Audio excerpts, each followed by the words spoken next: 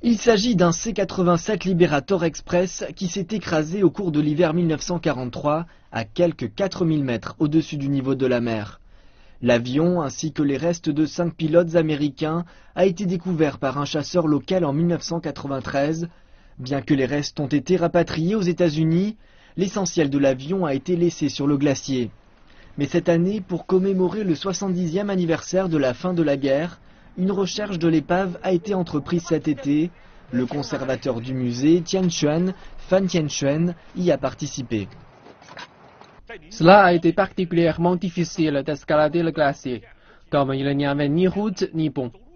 Les membres de l'équipe de recherche ont dû construire des routes et des ponts improvisés au fur et à mesure de leur ascension, porter les pièces de l'avion sur leur dos et descendre la montagne avec l'aide de 41 porteurs tibétains. L'équipe n'a pu déplacer qu'une cinquantaine de pièces de l'épave, dont une aile mesurant 4,5 mètres de long et portant une étoile blanche à 5 branches. On peut apercevoir des mots en anglais tels que Chicago et USA sur certaines parties. Pendant la guerre, des milliers d'avions survolant la Beauce se sont écrasés, mais peu d'entre eux ont été retrouvés. C'est la première fois qu'une telle collection de vestiges est rassemblée dans un musée.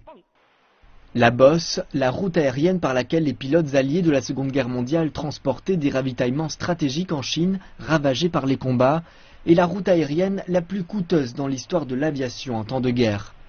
Environ 1500 avions américains se sont écrasés en la suivant. L'exposition intitulée « Les ailes cassées à la recherche du C-87 » est actuellement en cours au musée Tianchuan de Chengdu.